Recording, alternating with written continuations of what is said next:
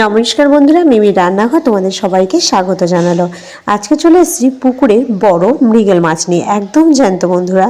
তো বাজার থেকে পেয়ে টাটকা টাটকা কিনে আনলাম। এখন হালকা তো গরম পড়ে আসছে, তাই একটু গাছের কাঁচকলা দিয়ে একটু ঝোল বানাবো বলে।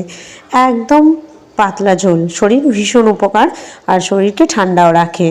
তো কাঁচকলাটা দেখো একটু লম্বা লম্বা করে কেটে কাঁচকলা আলুটা হলুদ জলে ডুবিয়ে রেখেছি, কারণ কাঁচকলাটা একটা আলাদা কষ আছে, সেটা বেরিয়ে যাবে, তরকারিটাও কালো হবে না। তো চলো স্টার্ট করি তরকারিটা। মাছটাকে তোমরা হালকা একটু সর্ষে তেল 2 ফোঁটা দিয়ে ভালো করে মাখিয়ে নেবে, হলুদ নুন দিয়ে। দেখো হালকা সর্ষে তেল দিয়ে একটু মাখিয়ে নিয়েছিলাম। এরপরে আমি খন্তির সাহায্যে মাছগুলোকে তেলের মধ্যে ছেড়ে দেব। এটা কোনো কিন্তু বরফের মাছ না, পুকুরে মাছ, একদম টাটকা, তাই ঝোলটা আজকে দারুণ হবে। সেই জন্য তোমাদের সঙ্গে শেয়ার করতে আজকে দুপুরবেলা চলে এলাম। শীত তো আমাদের ছেড়ে আস্তে আস্তে চলেই যাচ্ছে, এখন কপি আর ভালো লাগে না। অনেক রকম অনেক কিছু খাওয়া হয়েছে, তবে হ্যাঁ এখনও বেশ কিছু কপির অবশ্যই রেসিপি তোমাদের সঙ্গে আমি শেয়ার করব। তো চলো এটা আগে আমরা আজকে দুপুরবেলা বানিয়ে একটু শরীরটা ঠান্ডা করে নিই। তো দেখো এটা আমাদের মাছটা ভাজা হয়ে গেছে, ঘুরিয়ে ফিরিয়ে মাছগুলোকে একদম ভেজে তুলে নেব। মাছটা দেখো কত সুন্দর ভাজা হয়েছে। এরপর মাছগুলোকে আমি হালকা করে আগে তুলে নেব আস্তে করে। ওদিকে আমার কলাটা কিন্তু একদম হলুদ জলে ডুবিয়ে রেখেছি। তো এরপর ফোড়ন হিসেবে হালকা আমি গোটা জিরে দিয়েছি আর 2টো কাঁচা লঙ্কা কেটে দিয়েছি। দিয়ে ভেজে নেওয়ার পর আমি ধুয়ে রাখা যে কলা আর আলুটা ছিল জল সমেত, ও জল থেকে তুলে ভালো করে জল ঝারিয়ে আমি এটা কড়ার মধ্যে দিয়ে দেব।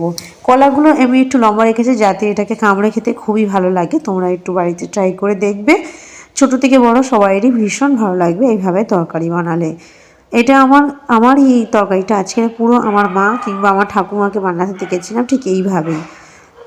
তো কলাটাকে আমি ভালো করে একটু নেড়ে চেড়ে নেওয়ার পর হলুদ আর নুনটা দিয়ে দেবো, কিন্তু কলাটা খুব বেশি তেলের ওপর আমি ভাজবো না, না হলে তো একদম কালো হয়ে যাবে। তো এরপর ভালো করে ওলট পালট করে আদা বাটাটা দিয়ে আমি খুব ভালো করে নাড়িয়ে চাড়িয়ে নেবো। নিয়ে দেবো হালকা একটু লঙ্কা গুঁড়ো।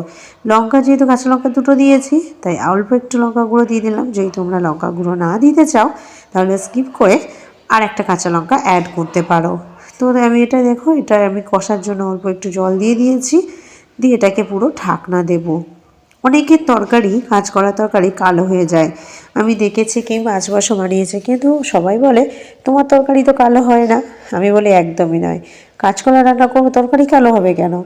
ঠিক আমার গোপন সিক্রেট রেসিপিটা এটাই, যে কাঁচকলাকে বেশি তোমরা ভাজার চেষ্টা করবে না। তো দেখো কাঁচকলাটায় আমি কষাটা ঘন হয়ে যেত, তোমাদের সঙ্গে গল্প করতে করতে জল দিয়ে দিলাম।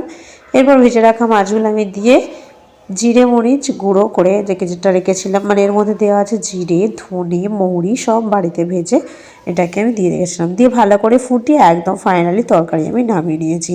তো বন্ধুরা দেখো দেখতে কেমন হয়েছে, খেতে কিন্তু আরও সুন্দর হবে, গন্ধ খুব সুন্দর বেরোচ্ছে। এরকম তরকারি আর গরম গরম ভাত থাকলে সঙ্গে একটু কাঁচা লঙ্কা, আর কিন্তু আমাদের বাঙালি কিছু দরকারই পড়ে না। তো বন্ধুরা এই ছিল আজকের রেসিপির ভিডিও, কেমন লাগলো অবশ্যই তোমরা কমেন্ট বক্সে জানাবে। ভিডিও ভালো লাগলে লাইক করে দিও।